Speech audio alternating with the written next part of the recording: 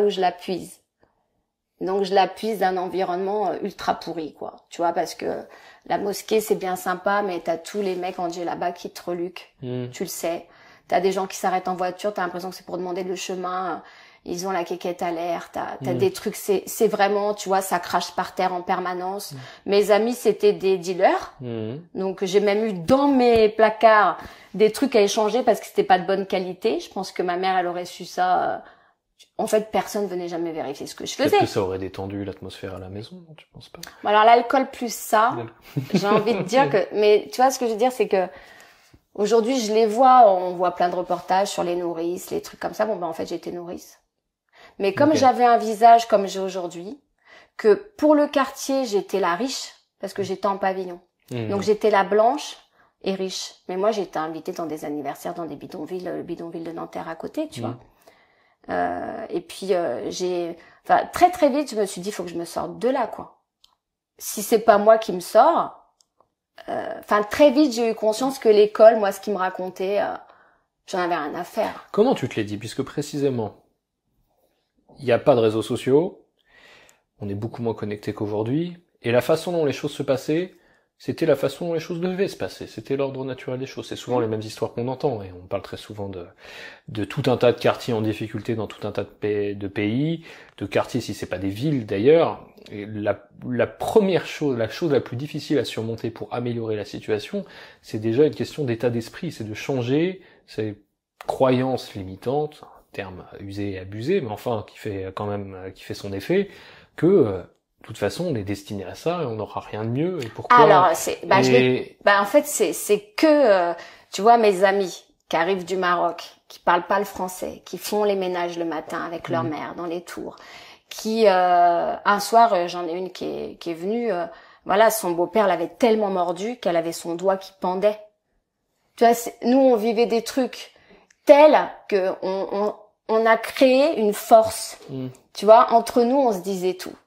C'est-à-dire que dans la rue, quand je te dis qu'elles étaient mes anges gardiens, fallait vraiment pas venir, parce qu'elles étaient dangereuses. Tu vois, c'était tellement de la survie. Donc ça a créé une espèce de force. Tu vois, une espèce de moi je faisais le ramadan, par exemple. Mais mon grand-père est berbère, est marié avec une Normande. Donc, mais bon, j'y comprenais rien, tu vois, leur truc. Des fois, j'avais du henné sur mes mains. Moi, j'étais pas du tout dans leur truc, mais ok. Si c'est ça, faut dire khamsa 5 fois, ok, sinon ça porte malheur. Moi, j'étais là-dedans, ça a créé un espèce de terreau d'échange et de quoi qu'il arrive, j'étais protégée aussi, tu vois, j'étais c'était très dangereux chez moi. Donc j'avais ça à gérer, mais à l'école, j'avais déjà de la chance d'être protégée. Dans la rue, elles étaient tout le temps avec moi, donc j'étais encore protégée. Mais ensuite, moi, si tu préfères, je faisais leur rédaction en 2 minutes. À l'intercours, je faisais 3 rédactions. Donc la mienne en classe, et je faisais en 3 minutes 2 rédactions avec 2 styles différents. Donc déjà, ça m'a appris l'écriture. Et personne n'a jamais compris que c'était moi qui faisais ça. C'est-à-dire que déjà, j'étais mentaliste. Tu vois, en fait, ça a développé en moi une faculté de la prof. Si elle lit ça comme ça, elle va savoir que c'est moi. Donc moi, elles étaient super bonnes en maths. Moi, j'étais super nulle en maths. Donc en maths, elles me lançaient des petites boulettes de papier avec le résultat. Moi, je comprenais. Alors au Maroc, ils sont très très bons en maths. Enfin, il y a qu'en France qu'on est nuls comme. Enfin voilà. En tout cas, donc je les aidais en français, elles m'aidaient en maths. Et puis je suis devenue, tu sais, les conseils de classe, t'as délégué. Voilà, je suis devenue déléguée de classe parce que vu que j'étais la seule française de la classe, il y a un moment donné, ça peut servir. Et moi, j'allais au front. Tu vois, c'est-à-dire que dans la rue, j'étais pas bonne. Enfin, je veux dire. Tu vois, voilà. Pas large. Non, d'abord j'étais blanche, donc je vais te dire que le racisme à l'envers ça existe. Ça, je tiens beaucoup à ce qu'on le dise quand même parce que j'étais ça, y a pas de doute. une des rares blanches dans le secteur et tu prends cher. Enfin, si t'as pas d'ange gardien, tu peux prendre cher. Mais du coup, j'allais au front pour elles, tu vois. Et à un moment donné dans la vie, on les a envoyées en couture et en compta, alors qu'elles voulaient poursuivre. Et alors là, j'ai pas compris. Pour moi, tout le monde s'est effondré. Et j'ai dit ok. Là. Il y a des gens qui nous demandent de travailler, qui sont soi-disant des exemples et qui comprennent pas que elles veulent pas faire compta et couture. Tu sais ce qu'elles voulaient faire? Bah oui, elles voulaient poursuivre leurs études. Parce que tu me dis, quand tu me dis compta, Je me dis que tu peux devenir expert comptable et après. Oui, mais nous, on n'avait pas ça dans nos têtes. On savait même pas que ça existait, expert comptable. Tu vois, voilà, la couture était en train de tomber sec, donc autant continuer les ménages. Hein. Il y a plus de débouchés à la défense dans les ménages, tu vois. Donc elles ont fait ça, puis du coup, c'est pas du tout ce qu'elles ont fait après. Donc elles se sont retrouvées dans des vies avec des maris rapidement. Des enfants rapidement. Moi, j'ai fait pareil. Hein. De toute façon, tu sais, t'es dans un schéma. Voilà. Mais là, ce jour-là, je me suis dit, ah ouais, ok, elles partent. Je savais que je les perdais. Et moi, j'avais dit que j'avais remarqué que la coiffure, c'était en fait, on m'a loupé mes cheveux très très jeune. Je voulais une coiffure. Tu sais, je regardais les trois drôles de dames. Enfin, les drôles de dames. Le Charlie. Ouais. Et il y avait Kelly. Moi, j'étais brune à l'époque et elle était un peu coiffée comme moi aujourd'hui. Et comme j'ai les cheveux souples assez naturellement, voilà, je demandais toujours la coiffure de Kelly dans les drôles de dames.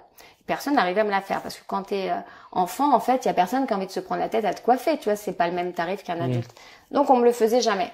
Et donc, j'ai seriné tout le monde à l'approche de mes 16 ans. Voilà, que je voulais aller chez un grand coiffeur. Donc, la famille s'est un peu mobilisée. J'ai pas une grande famille, donc ils se sont cotisés et je suis allée chez un grand coiffeur à Rueil. Mais pour moi, c'était loin, tu vois. Pour moi, de mon petit Nanterre, là, j'allais dans la zone un peu huppée. Et mon Dieu, on m'a massacré. Quand je te dis on m'a massacré, c'est on m'a massacré. Grand coiffeur, c'était la personne qui te coiffait ou c'était l'enseigne? Non, c'était l'enseigne. Voilà, Tu peux balancer? Non, mais il existe même plus. Non, mais je suis plus du tout là-dedans. Non, j'ai pas de haine. Je tiens à dire que mes rares expériences chez Franck Provost et tu balances. Et n'ont pas été forcément. Non, mais c'est quand. Évidemment, tu vends ton nom, tu vends l'enseigne. Là, c'était même pas un c'était même pas un franchisé, mais je le voyais dans des émissions à la télé, donc voilà. En gros, ça avait dû coûter 600 francs à l'époque, ce qui était le prix d'un Sergio Tacchini, tu vois. Voilà, enfin voilà, c'était le prix d'un survêtement, donc même là-bas, ils se sont plantés. Ouais. Je voulais dire que les Sergio Tacchini, je les payais pas parce que mes copains me les volaient. Hein. Donc quand je rentrais dans un magasin, quand j'étais rentrée dans un magasin, on me disait qu'est-ce que tu veux, mais moi je faisais le chouf. Tu vois, comme j'ai une petite silhouette mignonne, moi je prévenais. Voilà, donc mon rôle c'était ça, donc moi j'étais payée en ce que je voulais. J'ai fait des faux chèques aussi, enfin j'ai fait des trucs pas cool. Mais en tous les cas, voilà. Tu aurais dû te lancer dans une carrière dans la politique, que fais-tu Ouais, je vais t'expliquer après la suite. Mais du coup, voilà, donc ce salon de coiffure là, je voulais une belle apparence, tu vois, j'avais compris que peut-être il fallait s'aider un peu physiquement. Enfin en tous les cas, je sais pas pourquoi je voulais ça. Et punaise, ils m'ont fait une permanente, le truc, j'ai pas du tout besoin, j'ai les cheveux bouclés naturellement. Comme j'étais brune, je ressemblais au chien de ma mère, c'était un caniche tout frisé. Et donc on m'a oublié dans un coin avec un bonnet en plastique qui puait, tu sais, c'était comme j'étais jeune, tu vois, ils m'ont laissé. Et puis moi, quand ils ont déroulé tout ça, je me suis vue devant la glace, mais j'ai pleuré de suite, quoi. Tu vois, et la coiffeuse, je me rappelle, elle me disait mais avec un peu de gel. Moi, je me disais ouais, avec 2 créoles. Enfin, tu vois, déjà, je suis dans une banlieue dure et tu me fais une tête d'afro. Tu vois, moi, je voulais être Kelly dans les drôles de dames. Elle m'a massacrée. Hein. Je veux dire, j'ai pleuré pendant 6 mois, je crois. Mais quand je te dis pleurer, tout était dur. Là, je le raconte avec le sourire, mais j'ai vraiment été déprimée. Mais donc j'étais chez moi avec une serviette sur la tête en permanence. Ma mère, dont je t'expliquais, elle prenait des cachets, des choses comme ça. Donc elle était oui, parce que je t'expliquerai après que mon père était décédé déjà là. Donc en quelle année? Je sais pas et je la retiens jamais. Mais ça, c'est un truc de défense. Puis je retiens pas bien les chiffres. Mais en tous les cas, voilà, je voulais me faire plaisir après un dur passage. Et j'ai été tellement massacrée que je voulais plus sortir, je voulais plus aller à l'école, je voulais plus socialement. Voilà, je mettais du gel, tu vois, avec un peu de gel. Non, mais moi, j'ai fait Vivelle 6 mois, mais 6 mois, la tête entière, un pot par jour. Et dès qu'il y avait un peu de vent, tout remontait vers l'arrière. C'était Michael Jackson dans Thriller. Pour moi, c'était un enfer, cette période-là. Donc, ça a dû commencer à naître là. Tu vois, donc, t'as eu un vrai petit traumatisme autour de ta coiffure, mais qui, en fait, n'était qu'un catalyseur. C'était ta coiffure, ça aurait pu être autre chose, mais tel que je l'entends, c'est... T'as décidé de mettre du blé pour t'offrir un plaisir. C'est même pas moi qui mets l'argent, moi c'est un cadeau d'anniversaire. Ça veut dire qu'après tu peux même pas tellement pleurer parce que t'as seriné tout le monde pour avoir ce moment-là. Donc tu l'as eu. Et derrière tu pleures dans une famille qui a pas le temps. Tu vois, de tout ça qui t'a fait plaisir. mais tu peux pas faire autrement que tu te regardes le matin. Donc je sais la souffrance que c'est d'être loupé. Parce que c'est encore gravé en moi, tu vois, et puis en plus, là où je vis, quand tu sors et t'as pas de confiance en toi. Ça se voit. Ah ben, t'es une proie. Voilà, tu deviens double proie. C'est-à-dire que blanche, plutôt fine, plutôt petite, t'es déjà une proie. Fille, j'ai pas dit le pire, fille. T'es déjà avec une proie. Coiffure de caniche. Bah, avec une coiffure de... du coup, je ressemblais plus au beurre du coin. C'était tout ce que je voulais pas. Moi, je suis brune, j'ai les yeux bien noirs. Je peux t'assurer qu'après, je fais peur, hein, une fois que tu m'as fait ça. Mais par contre, j'ai des copines qui ont refait la même chose. Elles ont kiffé ce que j'avais. Hein. Elles étaient horribles. Enfin, il y en a une ou deux qui ont fait ça. Je me suis dit, mais elles sont timbrées, quoi. Parce qu'elles ont demandé mon truc après. Donc voilà. Mais moi, en tous les cas... une bonne malgré toi. moi, en tous les cas, j'étais au bout de ma vie parce que, voilà, j'étais plus rien. Voilà. J'étais... déjà bien anéanti chez moi. Parce que ce que j'ai oublié de te raconter, c'est qu'après, forcément, quand t'as un père qui boit, qui aime les armes à feu, qui te dit qu'il va se suicider sans arrêt, un soir, il le fait. Voilà. Et il le fait pas les choses à moitié. Comme il t'a dit que tu serais là, et j'étais là. Okay. Donc ça se passe devant moi, sous mes yeux, avec une arme à feu, donc c'est dans la bouche. Et voilà. Et là, tu dis, t'entends un PAM! Et tu dis... au moment où je te le dis, j'ai la chair de poule de partout. Je sais pas si mes cheveux sont levés. Non. Mais voilà. Donc tout ça, j'arrive à le raconter maintenant. Mais pendant des années, juste d'entendre une porte qui claque, un livre qui se ferme. Le lendemain, je suis allée en cours. Voilà, ils ont dû leur dire. Hein. Moi, je sais pas ce qu'ils se sont dit. Mais tu vois, j'étais dans mes pensées. Il y en a une qui a claqué son livre. Et je savais que ce bruit, toute ma vie, il me poursuivrait. C'est le bruit d'une arme à feu qui claque dans une bouche. Comment tu te sens aujourd'hui par rapport à ça? Maintenant, je me sens super bien. Okay. Mais j'ai 49 ans. Et je suis passée par moult. Voilà. Donc, si tu préfères l'histoire de la coiffure après, comment te dire? C'est là qu'a germé l'envie, je pense, de devenir coiffeuse. Okay. On t'envoie tes copines faire des métiers qu'elles ont pas envie de faire. J'ai dit, alors moi, tous ces gens-là qui comprennent pas ma vie, parce que tu vois, je pouvais pas la dire. De toute façon, ils auraient pas compris. Eux, ils avaient fait des grandes études. Donc, ils étaient pas dans mon monde. Moi, j'ai fait... Tu parles de qui? Les profs, le conseiller d'orientation. Je savais déjà intuitivement qu'ils comprenaient rien. Parce qu'en fait, quand t'es dans une situation comme ça d'urgence, tu développes un 6e sens de survie. Donc, t'attends le soir et après, t'attends plus, tu sais presque intérieurement. Si ça va être chaud, ça va pas être chaud. Dans la rue, tu regardes les gens, tu sais. Celui-là, faut que tu traverses. Celle-là va te chercher des embrouilles. Tu vois, tu développes un 6e sens. D'où aujourd'hui la médiumnité un peu pour moi. Je l'avais déjà très jeune. Et j'ai appris après que ça se développe sur un terrain comme ça, très où tu as besoin de faire appel à ce 6e sens sans le savoir. C'est c'est une faculté que tu développes malgré toi. Pour survivre. J'ai une question justement à te poser parce que c'est dans ma vie intime que j'ai côtoyé des femmes qui souffraient de ça. Évidemment, je dis dans ma vie intime parce qu'a priori c'est quelque chose qu'il est plus facile de discerner quand tu fréquentes quelqu'un, quand tu fréquentes quelqu'un au quotidien. Mais je sais que c'est un phénomène qui est très répandu, le fait d'être hyper alerte.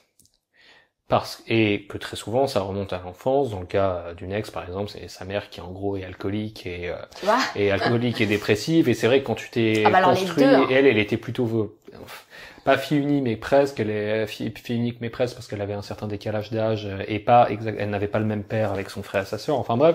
Et d'autres personnes que j'ai vues comme ça, je sais que ma fiancée aujourd'hui a encore un peu des ersatz de ce truc-là. Le côté hyper alerte que tu développes quand tu grandis avec quelqu'un de violent et d'imprévisible. T'es obligé. Et je comprends l'instinct de survie, le besoin de survie. C'est pas forcément que t'allais mourir, même si dans ton cas, de ce que tu dis, effectivement, il y avait une vraie menace. C'est jamais un truc qui m'a été relaté, mais c'est plutôt, tu sais jamais à quelle sauce tu vas te faire bouffer, tu sais pas de quelle humeur il ou elle sera ce soir. Tu sais pas quand tu te lèves, tu sais pas quand tu te couches, tu dors même plus. Moi, je suis quelqu'un, tout le monde me demande comment tu fais. Je couche tout le monde, hein. Je dors jamais. En fait, je dors jamais. J'ai une capacité de pas dormir. Mais parce que moi, si je m'endormais, c'était dangereux. Donc finalement, j'ai développé je pense, des qualités de militaire. Tu vois, mais ça, c'est quelque chose que j'ai perdu très jeune, hein. Le sommeil, moi, dans ma vie, j'ai jamais dormi. En souvenir, c'est pas quelque chose qui m'est familier. Dormir comme ça, s'endormir naturellement. Et je regarde tout le monde s'endormir et je me dis, waouh, moi j'en rêverais, quoi.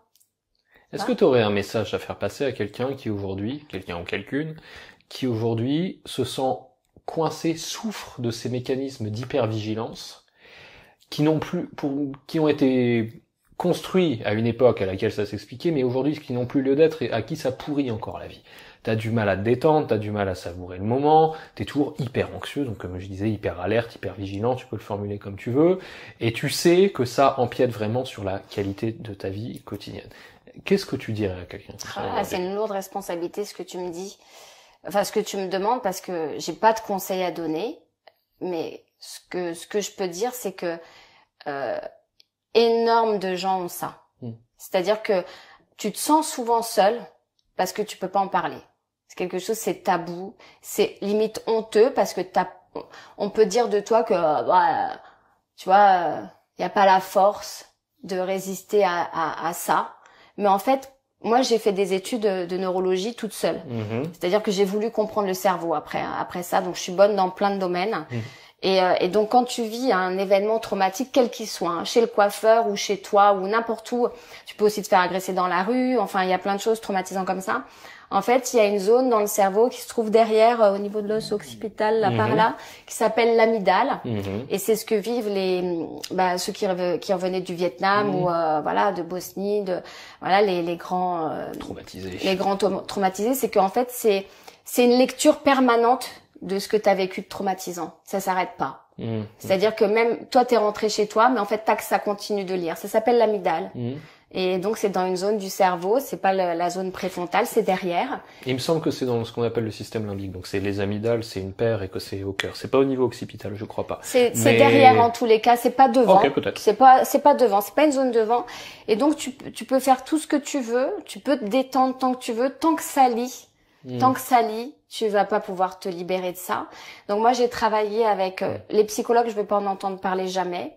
À ce point-là. Parce qu'ils sont débordés par moi, ils savent pas pourquoi ils sont débordés, mais j'ai travaillé avec un ami mentaliste qui lui m'a expliqué pourquoi ils sont débordés par moi, et généralement on va se disputer très vite.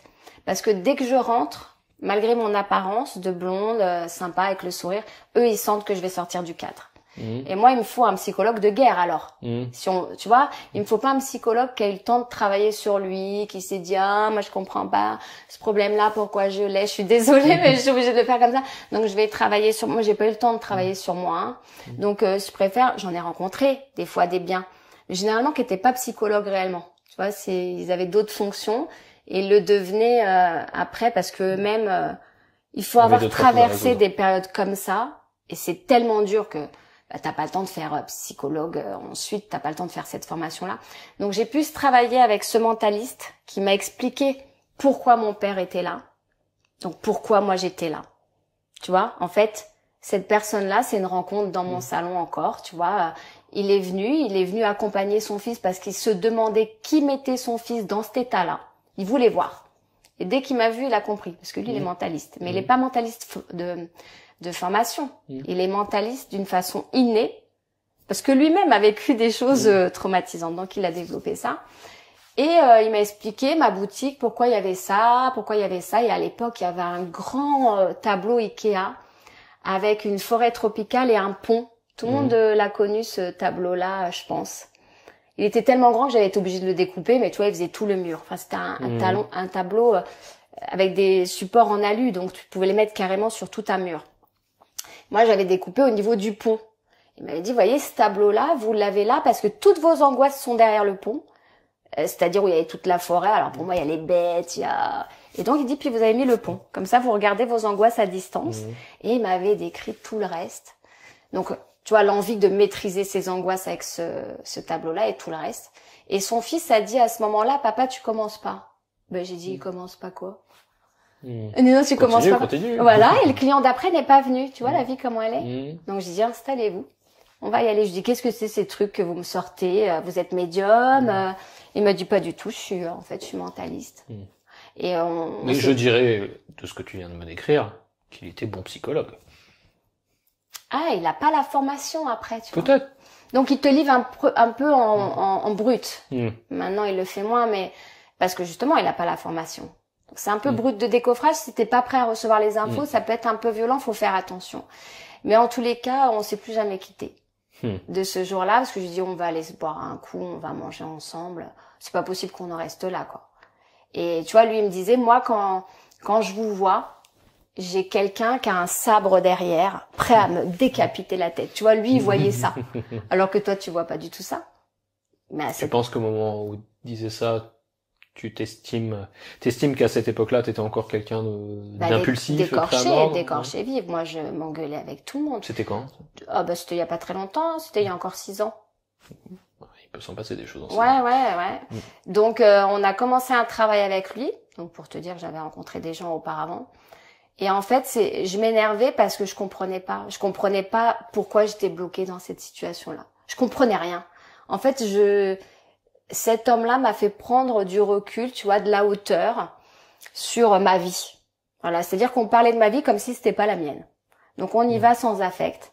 Et petit à petit, je me suis déconnectée de cet affect qui relisait en permanence, tu vois. J'ai compris pourquoi un père comme ça, pourquoi une mère comme ça. Après, je suis très spirituelle moi aussi. Donc là, on n'est pas d'accord avec le mentaliste, mais moi, je vais là où je veux, tu vois. Donc, je pars du principe qu'on est tous sur Terre avec une mission de vie, des choses à vivre pour les dépasser. Et que donc, il y a une raison à tout ce qui se passe. Donc, c'est pour ça que j'ai envie de te dire, je suis une résiliente. J'ai toujours j'ai toujours été optimiste, quand même.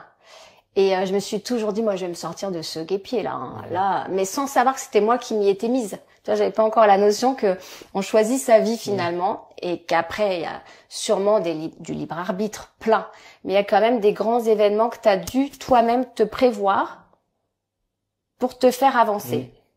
Tu vois, et à chaque fois que j'ai avancé dans ma vie, c'était lié à des événements traumatisants. Dès que je suis un peu confortable, tac, je m'encroute. C'est horrible, parce que pourquoi on a besoin d'avancer quand c'est violent? Enfin, quand ça te bouscule. Pourquoi avant on se bouge pas? C'est des questions, tu vois, comme je suis coiffeuse, je te le dis, j'ai aussi des clients qui ont qui ont fait des grandes écoles, tout ça, qui se sclérosent dans leur petit métier, parce que pour moi il est petit, parce que humainement il est pas grand. Tu vois, moi c'est petit du moment que c'est humainement petit. Quand tu t'en as marre d'aller à ton travail, tu peux plus voir les gens, tu sais même plus pourquoi tu fais ça, le marketing chez Coca-Cola. Ok, mais donc c'est pour vendre plus de bouteilles de plastique, plus de trucs dedans. Ça, la crise du sens, elle est énorme, elle est croissante. Donc j'ai pas mal de femmes de 45, 50 ans qui plaquent tout. Reconversion professionnelle. Coaching. Mais non. Non. Non, j'ai envie de te dire que non, elles cherchent toutes seules. Voilà, et là c'est d'un compliqué. Parce que 2 ans de chômage. Dis-leur de venir me voir. Ouais, je leur dirai. Non, mais tu vois, par exemple, en fait, c'est là que tu te rends compte que les gens sont complètement perdus parce que ils ont pas eu mes traumatismes. Du coup, ils ont pas eu à travailler dans l'urgence. Du coup, ils ont pas travaillé. Et alors, ça donne des gens complètement perdus à 50 ans. En pleine crise existentielle. Alors, parce que généralement, t'as 2 ans t'es payé pendant 2 ans quand tu négocies enfin voilà, t'as 2 ans. Mais 2 ans, ça passe à la vitesse du son. Et elles arrivent en fin de 2 ans, elles savent toujours pas. Donc c'est pour ça qu'elles viennent beaucoup chez moi, je pense, parce qu'elles, intuitivement, celles qui viennent en tout cas, elles ont compris que j'ai compris. Je peux pas tout leur donner, parce que mon matériel, tu vois, le mentaliste, je fais aussi de l'hypnose. Tout ce que j'ai fait, c'est tellement, en fait, moi je demandais de l'aide. Je disais, aidez-moi. Là, on peut pas me laisser comme ça, s'il vous plaît. Éclairez mon chemin, quoi. Mais je le demande encore, tu vois. Et quand t'es pas prêt, tu vois pas. Ils vont te le mettre, ils vont te le remettre. Toi, tu vas passer à côté, tu vas pas le voir. C'est horrible. C'est horrible comme on voit pas. Mais souvent, la bonne personne peut avoir beaucoup d'impact. Même quand on n'est pas apte à entendre, on pourrait dire, parce que souvent l'entourage va dire, et sans doute à juste titre, que de toute façon, si je te l'avais dit, tu m'aurais pas écouté. Ah non, mais l'entourage est le moins bien placé. C'est pour ça qu'il y a énormément de coachs et de coaching. Tu vois, moi, je vais parler de David Laroche. Le fameux. Bon, alors, je sais pas si c'est vrai son histoire, mais tout le monde a envie d'y croire. Le petit timide qui devient un grand orateur et qui fait lever des salles entières. Tu vois, les gens ont envie de se mettre dans le sillon. Je suis obligé de dire que David Laroche représente, à mon sens, qu'il y a parmi ce qu'il y a de pire dans le monde du Voilà. coaching, parce que je connais très bien le coaching à l'américaine, et quand c'est un pur produit mercantiliste et que tu connais toutes les ficelles et que tu vois tout venir à des kilomètres, parce qu'évidemment qu'il faut lui donner son adresse mail pour télécharger son PDF gratuit. Non, mais voilà. Moi, j'irai jamais après, payer pour écouter ce qu'il dit. Hein, je veux pas forcément. L'idée, fait. c'est pas de bâcher. Ce qui m'intéresse, la problématique. Tu parlais des psychologues de toute façon derrière, c'est toujours que dès que tu parles de coaching ou de psychologie, tu parles de choses qui touchent profondément à l'affect des gens, et tu as potentiellement, t'as une grosse responsabilité, et mêler ça au business, c'est toujours une question délicate. Et peut-être que je me prétends plus vertueux que je ne le suis réellement, mais il y a une tendance à vouloir garder les gens dans la boucle où tu sais que tu mets pas en place tous les éléments pour que le principal moteur ce soit leur bien-être. Leur bien-être avant tout. Je sais que je ne suis pas en train de faire des trucs pour le garder sous ma coupe le plus longtemps possible. Le jour où je commence à faire ça, c'est le jour où je veux faire un autre taf. Ou à la rigueur, où je reviens au cours de musique et je me dis, j'ai aucun scrupule à garder les gens sous ma coupe avec les cours de musique, tant que je fais pas exprès de les saboter. Tu vois ce qui draine. Tu vois ce qui draine. L'énergie quand il parle. Je sais pas où, je pourrais le faire étudier, par mon ami mentaliste, lui. Ça serait super facile. Il me dirait en 2 secondes, alors tac, tac, tac. Mais j'ai pas envie, parce que tu vois, j'ai pas le temps. Mais ce que je veux dire, c'est que, ou en développement spirituel, la canalisation, je sais pas si t'entends parler de choses comme ça, aller voir dans les annales akashiques. Non. Enfin, tu vois, les gens se développent aussi à un autre niveau que le niveau matériel. Oui. Alors moi, j'ai eu pendant longtemps, je sais pas si tu me recadres aussi, j'ai eu pendant longtemps le haut de ma tête qui me chauffait. J'avais 25 ans et c'est ma fille qui m'a rappelé ça récemment, parce que je t'ai dit au début que je suis venue au magnétisme d'une façon obligatoire.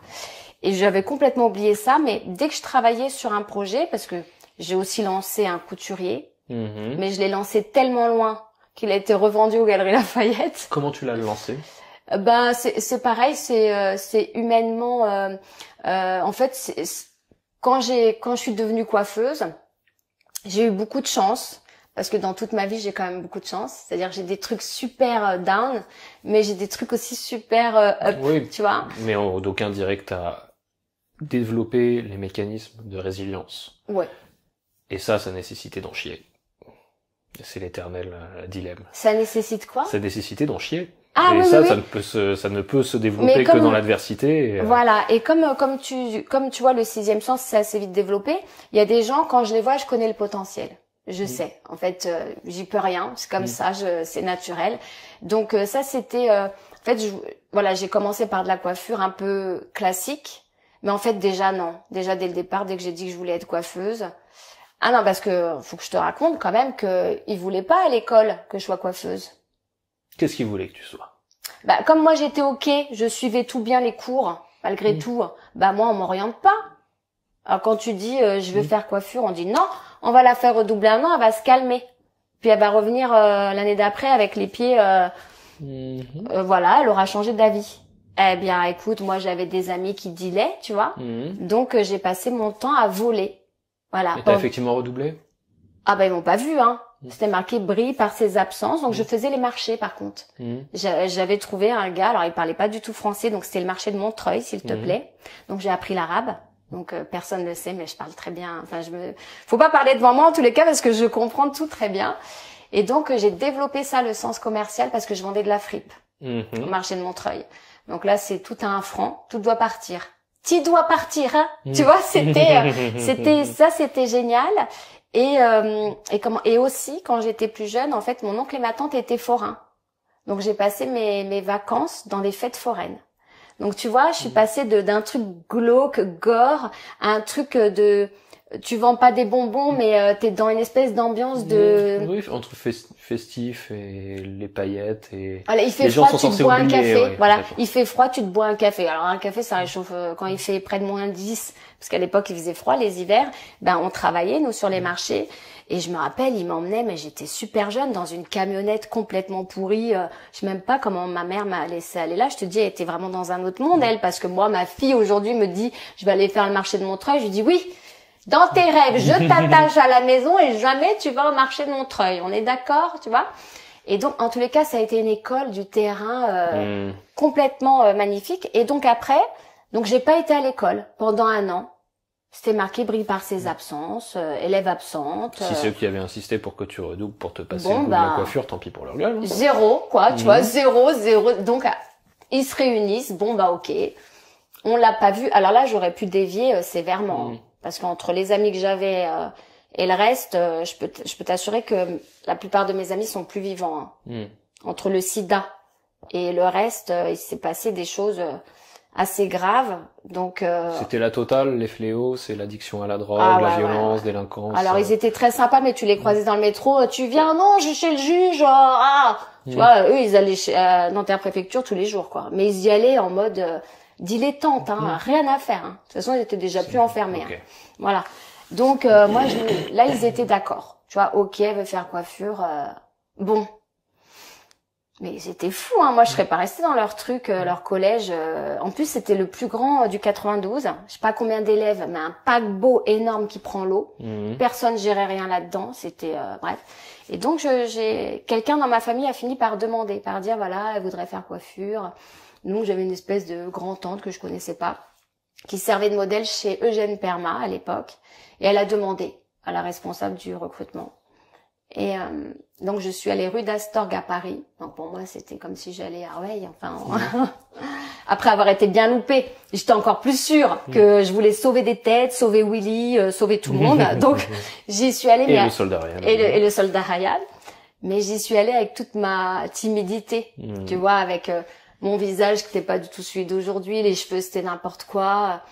Et donc elle a dit ok. Elle a noté en bas de sa fiche mignonnette. Je m'en rappellerai toujours. Et donc, on m'a appelé presque le lendemain. Et c'était un directeur commercial de la marque. Sa femme avait un salon. Et donc, j'ai commencé chez elle. Mais du coup, avant de commencer, on m'a demandé si j'étais OK pour passer 1 mois dans l'école.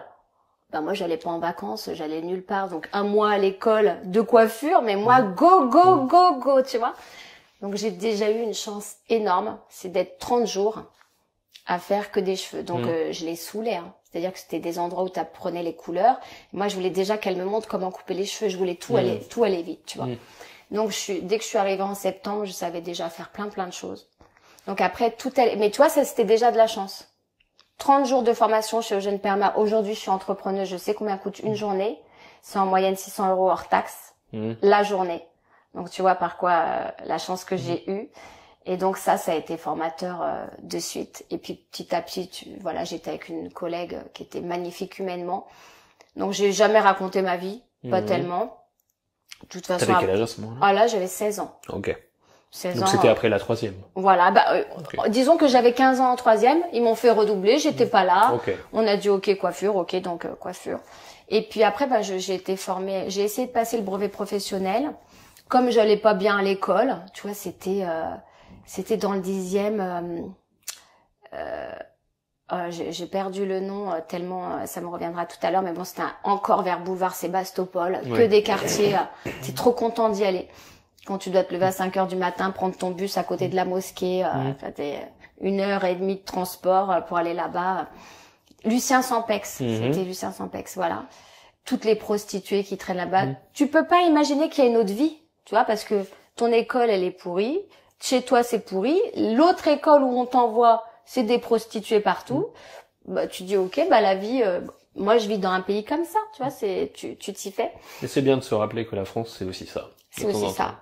Et ensuite, quand j'ai fini mon CAP, en fait, j'avais tellement été bien formée, tu vois, avec ces 30 jours, puis j'avais tellement été bien formée aussi par ma collègue, que quand j'ai quitté, je me suis dit, moi, je vais faire coiffeuse, débutante coiffeuse. À l'époque, tu avais des stades. Tu pouvais pas brûler les étapes. Tu étais assistante, débutante coiffeuse. Tu vois, il y avait beaucoup de coiffeurs sur le marché à l'époque. Donc, tu pouvais pas zapper. Moi, je me suis dit, attends, parce que quand ils partaient en vacances, les employeurs, elles me laissaient faire les enfants, enfin, elles me laissaient beaucoup me débrouiller. Donc, franchement, j'avais un niveau de dingue. Quand j'y pense aujourd'hui, voilà. Et du coup, moi, je me suis dit, je vais faire débutante coiffeuse. Et je me suis présentée dans des endroits, notamment à Neuilly, enfin bref. Aussi au Halles, au Forum des Halles. Alors, tu vois, moi, j'étais un peu zonarde. Donc, on avait commencé de me transformer quand je travaillais à la Garenne-Colombe. C'était un petit salon mignon. Donc, j'avais commencé de me modifier un peu visuellement, mais je suis passée du jogging. Sergio Tacchini, cheveux frisés du chien de ma mère, à on va l'arranger quand même un peu. Donc on m'a arrangé un petit peu, mais j'avais encore j'étais pas encore vraiment bien, donc on m'a recalé de tous ces endroits. C'est-à-dire que Neuilly, le gars, il m'a laissé debout pendant toute la journée. Il y avait d'autres filles qui rentraient. Et à un moment donné, il m'a dit, vous allez descendre avec moi. Je me suis dit, bon, il m'a dit, ouvrez votre matériel. J'ai dit, ah, enfin quelqu'un qui s'intéresse. Moi, j'avais du matériel que la plupart des coiffeurs n'ont même pas aujourd'hui, hein, tellement j'étais formée bien. Et là, il a regardé, il a dit, ça va, c'est propre. Et je me suis dit, il est fou, lui. Donc, je suis remontée, j'ai dit, je fais le shampoing et je m'en vais. Parce que j'avais déjà ce caractère, tu vois. Donc, j'ai dit, voilà. Qu'est-ce qui t'a heurté dans ce qui venait de te dire? Ça va, c'est propre. Mais tu vois pas les ciseaux, la performance des ciseaux avec lesquels je travaille. Ah, donc ça sentait la médiocrité pour toi. Ah bah non, c'est évident. Tu vois, et puis le fait qu'ils me fassent pas travailler parce que, effectivement, il y avait des coiffeuses plus vieilles. Moi, j'étais jeune, mais j'étais douée. Il fallait au moins m'essayer. Vous allez faire le shampoing. Je fais le shampoing de ton vieux tout serré, là, tout, tu vois, Neuilly, quoi. Non, je me casse. Moi, je viens de Nanterre. On est dans la démerde, on est dans la famille, et là, tout est serré, tout est sec. Et j'ai appelé ma mère, parce que je faisais jamais, j'étais en larmes. Je disais, je vais jamais y arriver. Je vais jamais. Même ça, je me suis dit, même ça, ils me veulent pas, tu vois. Et en fait, j'ai fait un autre salon. Je me suis rétrogradée. J'y suis allée comme assistante. Et le gars, là, il me fait couper les cheveux d'une de ses filles avec une implantation de dingue. Et donc, il m'appelle fin de journée, il faut que je vous parle. Tu vois, quand t'es au bout de ta vie, tu dis, qu'est-ce qui va se passer? Là, je me suis rétrogradée, donc normalement, ça devrait bien se passer. Et là, il me dit, qu'est-ce que vous faites chez moi? Je lui dis, comment ça? Je sais pas. Il me dit, non, mais moi, je veux bien vous embaucher comme assistante. Mais vous avez un niveau de coiffeuse. Moi, on est novembre, au mois de décembre, j'ai besoin d'avoir du personnel encore. Je sais que vous allez vous ennuyer chez moi, j'ai pas la clientèle pour vous. Donc, je peux pas vous prendre. Là, j'étais en larmes encore. Parce que, là, on peut pas me prendre parce que je suis trop bonne. Il m'a dit, rentrez chez vous, le téléphone va sonner. À l'époque, t'étais obligé d'attendre, hein. Donc, j'ai attendu. Le téléphone, il a sonné. Et en fait, il était très, très bien avec les équipes de L'Oréal. C'était pas loin de chez L'Oréal, le siège, à Paris. Et en effet, c'est un gars dingue qui m'a appelé 50 ans derrière les Galeries Lafayette. Alors lui, il coupait les cheveux comme ça, tu vois. Il m'a dit, je vais te montrer. Il me donnait toutes les touristes qui passaient. Et il m'a formé sur le tas. Et là, j'ai été repérée à 19 ans par une grande marque qui a compris que j'envoyais du bois quand même. Et donc, on m'a proposé on m'a proposé d'être commercial, technico-commercial sur le terrain. Moi, je venais d'avoir mon permis, donc ça, c'était un petit problème, c'est que... Mais cette marque, je l'adorais tellement. Tu vois, c'était des dingues en coiffure. Artistiquement, ça envoyait vraiment, j'adorais l'univers et je me suis dit, ça, tu peux pas refuser ça. Donc, à 19 ans, je venais d'avoir mon permis. Et technico-commercial itinérante pour L'Oréal. Ah non, c'est pas L'Oréal, c'était Sébastien International. D'accord, pardon. Donc une marque plus créative créée par des coiffeurs plus dingues, tu vois, beaucoup plus... Et là, me voilà, 19 ans, tu viens d'avoir ton permis, tu gagnes, je sais pas, 4 000 € par mois. Et je faisais 200 clients par mois. J'avais un secteur, je te dis pas, j'avais le 95, 94, 77, j'allais jusqu'à Nemours, Paris rive gauche, enfin... Voilà, et j'ai été formée par des gens qui sont encore dans le métier, hein, d'ailleurs du top niveau. Et puis après, je suis tombée amoureuse. Et puis cette personne-là, on s'est séparés. Et quand on s'est séparés, il a eu besoin de prendre la distance. Et donc, il est allé vivre à Saint-Martin aux Antilles. Et puis je suis allée le voir parce que tu regrettes toujours, hein. Et j'ai vu le billet d'avion. Je lui ai dit, tu t'en vas? Il m'a dit, oui, moi, je vais mettre de la distance. 8000 kilomètres, c'est bien, t'es assuré que ça soit... À la nage, ça se fait difficilement. Voilà, et je suis allée le rejoindre en vacances, pour passer des vacances, moi. Et, parce que, à l'époque, tu vois, je faisais tout, je m'en fichais de tout, j'avais peur de rien, il y a rien qui m'arrêtait, je tapais dedans, tu vois. Après tout ce que j'avais vécu, j'y allais à fond, tu vois, et du coup, aux Antilles, on s'est remis ensemble, je suis revenue, chiffre d'affaires 0, 0, 0.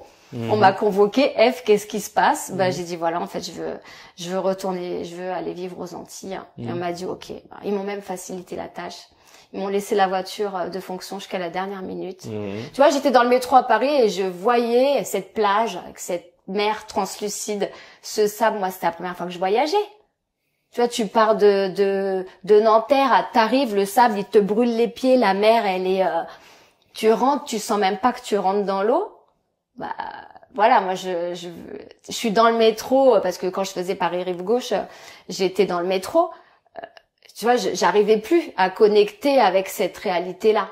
Je visitais des coiffeurs, tu vois, les coiffeurs des fois c'est pas facile les coiffeurs, hein. Du coup, j'ai appris énorme là encore, tu vois. C'est pour ça qu'aujourd'hui la formation que j'ai créée, elle est vraiment à destination de comprendre rapidement ce qui se passe. Donc bah voilà, je suis allée vivre 1 an là-bas. Et puis là-bas, je suis tombée enceinte, mais c'était pas du tout un accident. Je feuilletais. Qu'est-ce que tu faisais là-bas? T'étais coiffeuse? J'étais coiffeuse. Là-bas, bah tu vois, comme chez Sébastien à 19 ans, je participais déjà au mondial de la coiffure. Hein. Donc, le mondial de la coiffure à l'époque, c'était vraiment du lourd. Hein. Ça fait que sur scène, j'étais avec les meilleurs. Enfin, j'étais pas sur scène parce que j'étais pas dans l'équipe artistique, mais je les connaissais tous. Tu vois. Enfin, je veux dire, c'était une autre époque. Hein. C'était la créativité plus. Et donc, ça s'est sévèrement dégradé depuis? Non, il y a encore des gens super. Mais là, j'étais dans un truc où, si tu préfères, je découvrais tout. Donc pour moi, tout était fun, tu vois, des cheveux bleu-vert avec des mikados comme ça, des coupes comme ça. C'est des trucs, c'est importable. Aujourd'hui, les gens, ils ont l'impression d'être un peu fun quand ils ont les cheveux un peu bleus. Je peux te dire que on est loin. Mais du coup, j'ai été formée vraiment dans un univers comme ça de dingue. C'est-à-dire que on m'a recrutée sur le terrain parce qu'ils voulaient des coiffeurs. Voilà. Ils voulaient des technico-commerciaux formés et avec l'image. C'est-à-dire que quand on rentrait dans un salon, on ne devait pas demander qui on était. On devait le savoir juste tu vois, il y avait moi je sais que dans la rue, parfois je marchais, les gens se retournaient, se prenaient un poteau. Quand on allait manger entre collègues, les gens autour mangeaient pas. Hein. Tellement on avait des coiffures improbables et des tenues improbables. Sébastien, c'était ça. C'était un univers complètement dingue, des gens complètement déjantés, très artistes. Donc les commerciaux étaient aussi des artistes. Tu vois, c'était... Voilà, mais comme j'étais bonne dans ce que je faisais, j'étais bonne sur le terrain. Je faisais un chiffre d'affaires de malade pour 19 ans. J'entendais, Eve, c'est du grand bonheur. Ok, mais du coup, quand je suis revenue, j'ai fait 0, 0, 0. Bah, Eve. Donc, ils ont compris tout de suite que, voilà. Donc, je suis allée vivre à Saint-Martin aux Antilles. Donc, 1 an là-bas. C'était comment la coiffure là-bas? Bah, écoute, j'ai fait il y avait 3 salons. Si je trouvais pas dans les 3, j'aurais dû faire serveuse. Alors moi, là, c'est un enfer pour moi. J'imaginais pas de faire ça. Moi, je suis vraiment coiffeuse dans l'âme, tu vois. Et du coup, la dernière, elle m'a dit, bah, je viens de recruter quelqu'un. Ça avait loupé sur les 2 autres. Et je lui ai dit, est-ce que je peux vous dire ce que je sais faire? Elle m'a dit, bah, pourquoi pas. Et une fois que j'ai dit ce que je savais faire, t'imagines le parcours que j'avais, en fait, moi, je me rendais pas compte, mais c'était dingue. Une fois que j'ai dit ça, il y avait une apprentie à côté, j'ai vu que son regard changeait et j'ai compris instinctivement que c'est elle qui décidait. Et j'ai vu qu'elle se regardait. Tu vois, elle a dit, bon, peut-être vous pouvez venir une journée, mais elle venait d'embaucher quelqu'un qui était là. Et en fait, elle nous a gardés les 2. Parce que j'avais tellement de choses à apporter à cette apprentie. En fait, tout le monde était parti du salon, tout le monde s'était installé. Cette dame-là, elle avait 60 ans. Elle avait ouvert ce salon de coiffure pour sa fille, qui était esthéticienne, mais qui voulait aussi un salon de coiffure, tu vois. Le mari fabriquait des villas au standing à Saint-Martin, donc il y avait de l'argent, mais par contre, il y avait plus personne pour faire tourner le salon. Donc quand je suis arrivée en disant tout ce que je savais faire, il y avait pour eux la possibilité de former l'apprentie, qui était la seule qui était restée dans le bateau. Et tous ceux que j'avais fait avant, c'était ceux qui s'étaient installés en partant de son salon. Toi, tu l'as formé directement? Ah bah après, attends, en fait, on a relevé toute la clientèle, on a changé toutes les tenues, c'est-à-dire le mardi, on était habillés comme ça, le mercredi, elle ressemblait à Sophie Favier, c'était une bombe. Ensuite, j'ai fait venir une autre collègue de chez Sébastien qui était une rousse aux yeux verts, une tuerie, tu vois, vraiment, elle s'appelait Valérie Postel. Si quelqu'un la connaît, j'aimerais bien la revoir. Et donc, on a relevé tout le truc, tous les... comment ça s'appelle, les gens qui travaillent, les saisonniers venaient se faire coiffer. Il y avait 3 filles, 3 drôles de dames. On avait un scooter, on était tout le temps à 3 dessus. Le sous-préfet était tellement amoureux d'une des filles que moi, à l'époque, je me renseignais déjà pour créer mon entreprise. Mais comme je savais pas où fallait le faire, j'allais à la bibliothèque. Tu vois, comme j'étais loin. Comme personne m'avait dit non, faut aller à une chambre des métiers, une chambre des commerces. Moi, j'allais à la bibliothèque, comment monter son affaire. J'avais décidé que 3 filles, on allait monter un truc. Donc, je voulais qu'on monte un salon de coiffure, accroche-toi bien, sur le seul bout de plage sur la marina de Saint-Martin. Je sais pas si tu vois, l'endroit que tout le monde convoite. Et puis je voulais qu'on fasse des trucs pour les enfants l'après-midi, qu'on leur fasse une éducation culturelle avec des films parce que t'avais rien sur l'île en termes de l'école, elle est pas terrible, tu vois. Donc de montrer des documentaires comme nous on avait des fois à l'école. Donc t'avais déjà la fibre. Non mais ça je voulais. Et relationnel tellement poussé que tu réfléchissais j'étais déjà en termes dedans. d'expérience globale. Comment la coiffure s'inscrit dans d'autres activités et comment le fait de nourrir éventuellement ces autres activités peut nous apporter plus de clients. De toute façon, le salon, quand je suis arrivée, il était mort, je savais que j'allais lui remonter. Je le savais. Donc derrière, je lui ai proposé de faire des shows, puisque moi je venais du mondial. Je venais de Sébastien. Eux là-bas, ils étaient juste à côté des États-Unis. On a importé la marque directe. Elle m'a dit, mais Eve, personne verra rien. Je dis, personne verra rien. Mais vous rigolez. Donc elle connaissait tellement de monde. Son mari fabriquait, ils avaient un réseau tel. Le directeur du journal de Lille a fait venir des modèles. On a choisi les mannequins. On a fait un défilé au port de Plaisance. C'est encore connu aujourd'hui. Le truc, c'est tu manges, petit four et tout. Mais on a eu des retours de presse de malades. Et puis derrière, ce qui s'est passé, alors c'est moins drôle, c'est que je suis tombée malade. Qu'est-ce que t'as chopé? Alors voilà, j'ai pas chopé un truc, j'ai eu un truc psychologique parce que burn-out ou alors aujourd'hui tout le monde t'appellerait ça comme ça. En fait non. J'étais enceinte, je le savais pas. Je l'ai su assez rapidement, donc j'avais envie de vomir tous les matins, mais c'est pas ça le plus important. C'est que en fait, je suis passée de je brûle toutes les étapes, j'y vais à fond la caisse à je me suis retrouvée stoppée net. Je pouvais plus sortir. J'étais pétrie d'angoisse. Je comprenais pas ce qui m'arrivait. Je comprenais rien. Je pouvais plus sortir. J'étais voilà, c'est comme si je m'étais pris un mur. Tac, tu peux plus sortir. Il y a eu un élément déclencheur. Le fait d'être enceinte, je pense que ça m'a ramené à je vais être maman. Et derrière je vais être maman, il va y avoir tout ce que moi on m'a fait vivre. T'avais quel âge à ce moment-là? J'avais 21 ans. 21 ans. Et j'étais pas prête.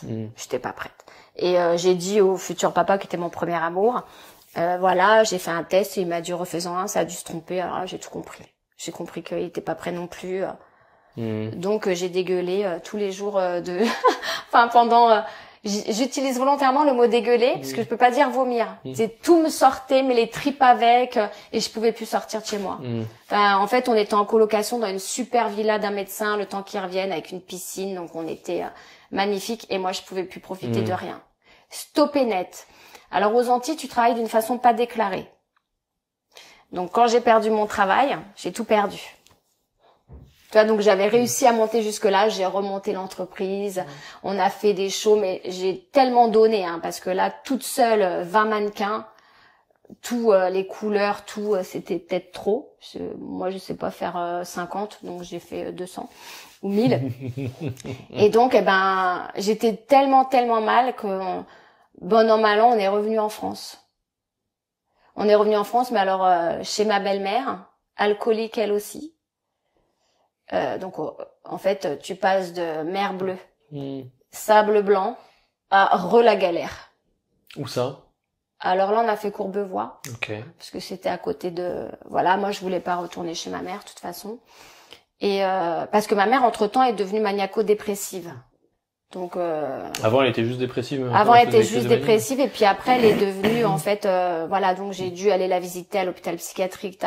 Alors ton père qui se suicide, ta mère qui vrille, qui te reconnaît plus, tu rentres un soir, tout le monde compte sur toi, mais elle te reconnaît même plus. Donc je l'ai prise chez moi, elle dormait pas, j'ai appelé le médecin, elle avait un tournevis dans son sac, le médecin me faisait signe que faut faire. Donc en fait là déjà la spiritualité m'a beaucoup aidée parce que j'avais rencontré des gens qui faisaient des méditations de groupe pour aider le monde. Ce n'est pas nouveau du tout, c'était il y a 30 ans. Et je savais tellement pas où aller avec ma mère qui était folle que je suis débarquée chez eux sans savoir qu'ils faisaient une réunion là-bas. Donc il y avait plein de monde. Et là je suis tombée sur un coiffeur que j'aimais beaucoup, magnétiseur, j'aimais beaucoup mais je l'avais rencontré qu'une fois. Et il m'a dit alors écoute, t'es toute noire. Tu vas venir avec moi dans la cuisine. Et il y avait une autre médium en face de ma mère qui disait alors tant qu'elle est là je peux pas rester parce qu'il y a une âme avec elle. Moi je me disais tu vois Amityville, je me disais putain là on est dans un autre film. C'est-à-dire que moi, j'étais complètement lessivée parce que j'avais ma mère qui était folle. Je savais pas quoi en faire. Et là, on dit que t'es possédée. Bah, pas moi, elle. Et moi, on me dit que je suis noire. Non, noire énergétiquement, Oui, tu je vois. comprends. Donc, en tous les cas, je l'ai suivie dans la cuisine. C'est la première fois de ma vie que j'ai ressenti ça. Et j'ai eu super peur. J'ai senti des fourmis dans tout mon corps. Et la sensation que j'allais tomber dans les pommes. Et je lui ai dit, je vais tomber dans les pommes. Il m'a dit, non, non, non, non, tu tombes pas, tu tombes pas. Il a mis sa main comme ça. Et je te jure que c'est vrai. Hein. Pourtant, je suis super cartésienne. En tous les cas, j'étais rechargée à bloc. Et il m'a dit, voilà, ta mère, elle est pas folle. Par contre, toi, tu peux pas. Tu peux pas. C'est trop lourd, elle te vide. Donc, tu la déposes où tu veux, mais tu la déposes et tu coupes tes téléphones. Je t'assure, je l'ai déposé à une station essence. J'ai trouvé des gens, je les ai embrouillés. Mais tu sais, moi, je suis très bonne parce que de là où je viens, je peux t'embrouiller à peu près n'importe qui. Pas embrouiller, mais je peux convaincre à peu près n'importe qui. Donc, ils ont pris ma mère avec son chien. Tu sais ce qu'ils en ont fait? Ils l'ont déposée chez une amie, je sais pas. Mais à partir de ce moment-là, moi, elle était dans la main d'adultes. Moi, j'étais même pas encore une adulte, tu vois. Et ma grand-mère et mon grand-père avaient plus que 5 ans de famille, comptaient sur moi. Mais quand j'y pense, ils étaient complètement malades. C'est quelqu'un qui vrille. Qu'est-ce que tu veux faire? Faut appeler, faut... Donc, bref, ils l'ont fait interner sous, comment ça s'appelle? C'est quelqu'un qui demande, tu vois. Je sais plus comment ça s'appelle. Ça me dit quelque chose. Sans son accord, quoi, voilà. Donc, de toute façon, elle avait acheté plein de trucs. Donc, c'était monté crescendo. J'ai appris après que c'était un traitement qui avait déclenché ça. C'était le Prozac. À l'époque, c'est important de le dire, hein, parce que du coup, pour aller mieux, on lui avait donné ça. Et puis, du coup, elle a brillé total. Donc, je suis allée la voir à l'hôpital psychiatrique. Donc, après Amityville, c'était vol au-dessus d'un nid de coucou. Donc, tu vois, je prends tout ça aujourd'hui avec le sourire, mais voilà. Et donc, moi, quand je suis rentrée, j'avais pas envie de... Donc, on est allé chez ma belle-mère. Mais ma belle-mère, bon, voilà, alcoolique aussi. J'étais avec ma belle-sœur enceinte qui, elle, fumait plein de joints et qui buvait. Enfin, tu vois, j'étais vraiment pas dans une ambiance. Je pensais que je me sentirais mieux. Mais comme quoi, quand le terreau ou le terrain n'est pas travaillé, tu peux espérer d'aller où tu veux, d'être mieux. C'est pas... Ça se passe pas comme ça. Mais à Saint-Martin, j'avais rencontré une dame dans une boutique bio qui m'avait dit, faut voir votre alimentation. Donc, je me suis intéressée beaucoup à l'alimentation, notamment avec le docteur Kousmine. Donc, j'ai travaillé, tu vois, encore par obligation. Tu vois, mais je pouvais plus sortir. Donc, j'ai développé quelque chose qui s'appelle l'agoraphobie, qui touche 6 sur 1000 personnes. Je sais pas comment ça se dit, parce que 6%, je sais, mais 6 pour 1000. 6 pour 1000, il y a pas de... 6 personnes sur 1000. Voilà, 6 personnes sur 1000. Alors, c'est énorme. Je sais pas si on est assez au courant de ça. Ça touche beaucoup les femmes. Donc souvent ensuite elles se disent femmes au foyer pour expliquer le fait qu'elles sortent plus. En tous les cas, moi ça m'a complètement arrêtée dans un parcours qui était super lancé. Tu vois, parce qu'il suffisait que je recontacte Sébastien, il me reprenait, j'aurais pu intégrer l'équipe artistique et tout ça. Bon tout s'est stoppé, donc j'étais enceinte, donc j'allais pas rechercher un employeur.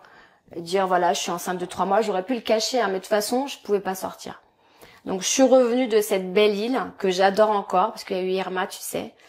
Donc les gens savent pas encore, mais j'y retourne dans 3 mois à Saint-Martin. C'est la première fois depuis 3 ans. C'est le seul endroit qui m'a fait pleurer quand il s'est passé quelque chose. J'ai pleuré pendant 15 jours. Et donc j'y retourne. Je suis trop contente. Et parce que malgré que c'était un endroit où ça s'est déclenché pour la première fois, j'ai eu beaucoup peur. J'ai eu très peur d'y retourner. Mais en fait, c'est un endroit qui me recharge, que j'adore. Il doit s'être passé un truc dans une autre vie sur cette île.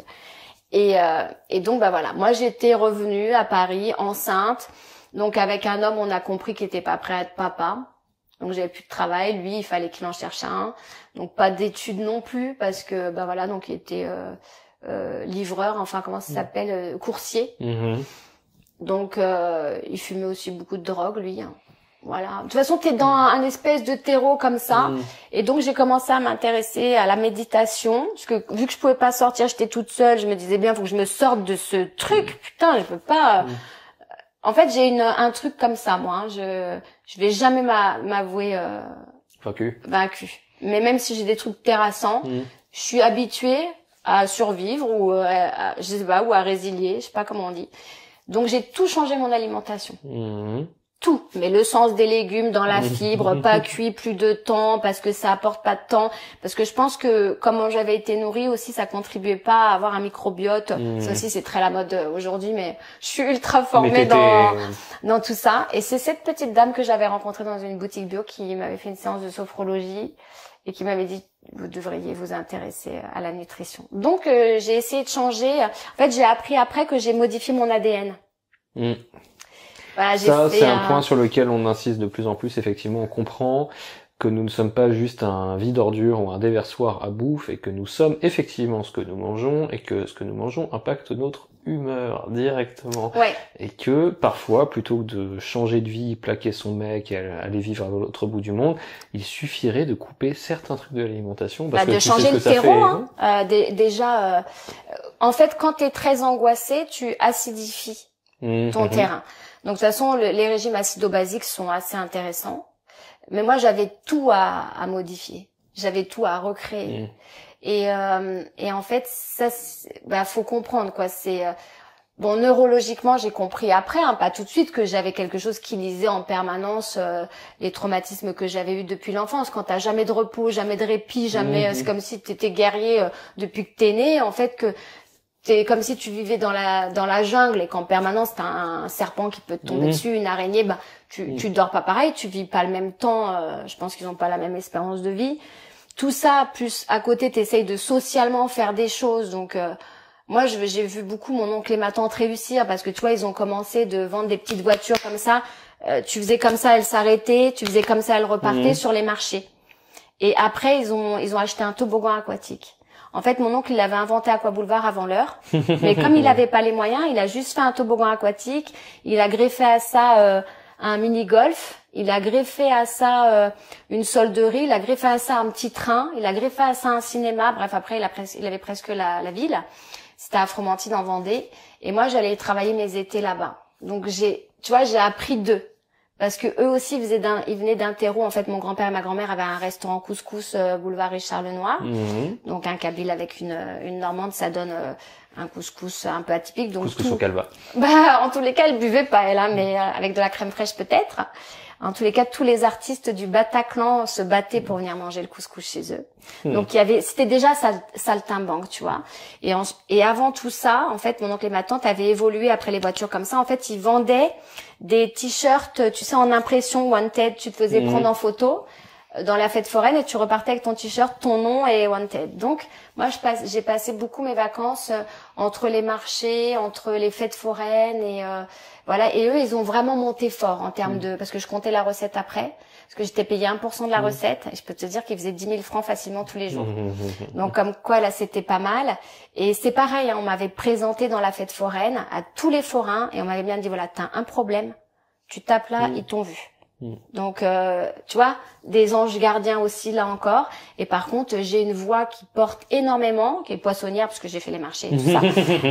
Et donc, les forains adoraient en début de soirée me faire monter dans les manèges quand ils étaient vides. Parce que j'amenais les gens. Je faisais venir les gens. Et j'ai toujours fait ça. Et ma grand-mère avait aussi, sans crier, ce pouvoir-là. Je pense que c'est électromagnétique, j'en sais rien. Quand on rentre dans un endroit, les gens viennent. Il est vide, tu peux être sûr, il va y avoir la queue après. Ma grand-mère, les commerçants la faisaient rentrer pour qu'elle amène du monde. Et aussi, je porte chance. C'est un truc que j'ai découvert. C'est, tu vois, comme le couturier dont je te parlais tout à l'heure. Il est arrivé là où il est arrivé. Il y a eu le photographe aussi dont, tu as vu le travail là. Mais il y en a eu d'autres, en fait. Et parce que là, on était, qu'on se perde pas. C'est pour te dire qu'à chaque fois, j'oublie des choses. Mais en tous les cas, quand j'étais bloquée comme ça, je savais pas encore qu'il se passerait tout ça après, qu'il y aurait le couturier, le photographe, que je deviendrais agent artistique, que je deviendrais attaché de presse. Ce que je savais, c'est que la vie bloquée chez moi, j'étais pas faite pour ça. J'étais plus faite pour des tours de manège, pour vivre, vibrer, et que là, j'étais clouée, et que donc c'était à moi de trouver la solution. Donc j'ai médité tous les jours, déjà pour me connecter à l'enfant qui grandissait en moi, parce que je me sentais pas du tout d'être mère. Alors pas du tout, je me disais même qu'est-ce que ça va être ce truc, quoi. C'était alien. Tu vois, mon corps était en train entre tu vomis, tu peux plus sortir et t'as quelque chose qui moi, si j'avais pu arrêter le truc, je crois qu'à un moment donné, après je suis quelqu'un qui va jusqu'au bout des choses. Donc j'ai plutôt appris à aimer cet enfant. Mais tu vois, quand on dit que c'est inné et tout, moi je suis pas d'accord. l'instinct maternel, il naît, tu l'aimes. Je suis pas d'accord. Hein. Moi, je comprends presque les mamans qui mettent leur petit dans le frigo. Hein. Non, mais tu vois, je vais loin, mais parce que c'est pas inné, c'est pas vrai. On peut être complètement débordé, on peut. Non, chaque être humain a le droit de faire un enfant, mais dans la réalité, c'est pas parce que tu fais un enfant que tu deviens bon. Hein. Ça, j'ai compris assez vite de là où je venais que tu avais le droit d'avoir des enfants, quoi que tu fasses. Que tu sois criminel, repris de justice, drogué, bah tu peux faire des enfants tant que tu veux. D'ailleurs, ça, je suis pas très d'accord. Je trouve qu'il devrait y avoir un permis à faire des enfants. Faire un gosse, c'est très facile. L'éduquer, c'est une autre affaire. Quand même, tu vois. Donc, enfin bref, j'ai été bloquée avec ça. Et donc, depuis ce jour-là, j'ai été bloquée par l'agoraphobie. Donc, ça a accompagné toute ma vie. Toute ma vie. Jusqu'à il y a encore 1 an. Donc, quand je dis toute une vie, c'est vraiment toute une vie. Et j'ai à peu près tout essayé. Enfin, donc, beaucoup de cachets.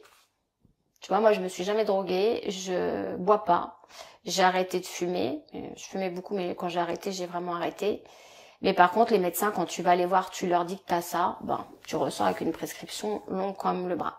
Donc, comme ma mère avait déjà fait ces trucs, je savais que les médicaments, c'était pas ce qu'il fallait que je bouge. Mais quand même, quand t'es mal à un point que tu peux pas sortir, bah, t'en prends un, et puis tu vois que ça passe avec ça, bah, tu dis c'est génial. Et puis le 1, il suffit pas. T'en prends 2. Et puis le 2, il suffit pas. Donc, en tous les cas, ça m'a permis de retravailler. Donc, après, on s'est séparés avec mon conjoint. Ma fille, elle avait même pas 13 mois. Donc, je me suis retrouvée agoraphobe. On avait changé, on était dans un petit studio. Pourquoi vous vous êtes séparés? Bah, parce que quand tu vis dans des situations comme ça, de crise, c'est invivable, en fait. C'est insupportable. En plus, moi, je l'avais fait revenir d'une île qu'il adorait.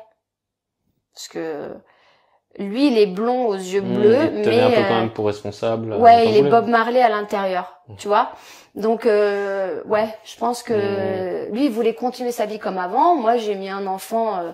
Pourtant, il était d'accord. On l'a fait en étant ok qu'on faisait un enfant. Puis une fois qu'il est arrivé, tu refais ton test, il a dû se tromper. Tu dis ok, donc tu vomis tout.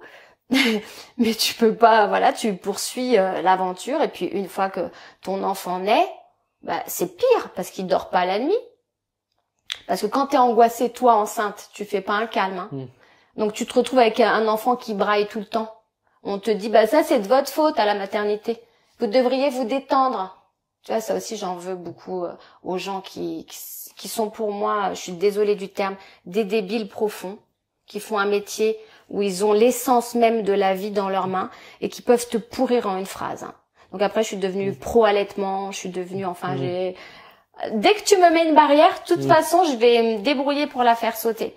Donc, j'étais toute seule avec ma fille de 13 mois et je suis retournée voir des clients. À part l'épuisement, parce que je sais que ça, c'est quelque chose qui est extrêmement dur. Déjà pour les individus, mais aussi pour les couples. Je sais que c'est pour ça que beaucoup de couples cèdent dans les premiers mois de l'enfant. Faut pas faire un enfant pour se ressouder, hein, parce que non, effectivement, ça va pas, hein. Parce que se ressouder quand on a 4 heures de sommeil ou 3 dans les pattes, c'est plus compliqué. Mais à part cet aspect-là, comment tu t'es sentie une fois que tu as eu cet enfant dans les mains? Alors je l'ai trouvé magnifique, tu vois. Moi, je m'attendais tellement à tomber de haut qu'en fait, j'ai été agréablement surprise. Je me suis dit, waouh, putain, c'est trop beau, quoi. Non, j'ai été mieux quand elle est née. En fait, j'ai grossi tellement le truc. Ouais. Quand j'étais enceinte, j'avais tellement personne, hormis une conseillère matrimoniale qui a fait donc le rôle de psychologue, et je peux te dire que j'ai pleuré, j'ai fait que pleurer pendant 9 mois dans son bureau. Elle me tendait les Kleenex. Elle me disait ça va passer, elle a été formidable cette femme, tu vois, comme quoi des fois. Et c'était dans un centre, un CMP, tu vois, un centre médical gratuit, parce que quand t'as pas les moyens, voilà. Et donc j'ai trouvé ça plus facile après. Je m'étais tellement fait un monde. Moi, j'étais pas du tout. J'en veux au magazine Parents. Tu vois, ces petits bébés qui sont tout mignons, cette grossesse qui est toute formidable. Ben non. Des fois, c'est pas formidable d'être enceinte. Des fois, t'es malade, vraiment malade, mais pendant 9 mois. Des fois, parce que maintenant, j'en coiffe des femmes qui, tu peux pas les allonger au shampoing parce qu'elles savent pas quand elles vont aller vomir. Tu vois, elles sont tellement mal dans leur peau, t'as tout qui rejaillit que moi, je peux comprendre tout ça. Entre mon enfance et ça qui a rejailli, quand t'as eu une enfance compliquée, c'est rare que t'aies une grossesse bien. Hein. Enfin, moi, j'y crois pas. Je dis que je comprends. Ça canalise énormément de choses et il vaut mieux avoir fait un travail sur ça. Tant que t'as pas réglé, moi, j'avais 20 ans, 21. Donc tu vois, j'étais au début, mais voilà, ça m'a mis un coup de pied aux fesses. Donc j'ai modifié ma nutrition. Je me suis séparée parce que de toute façon c'était pas la bonne personne. J'en ai pas du tout voulu. On est encore en contact aujourd'hui. Comment s'appelle ta fille? Elle s'appelle Mélissa.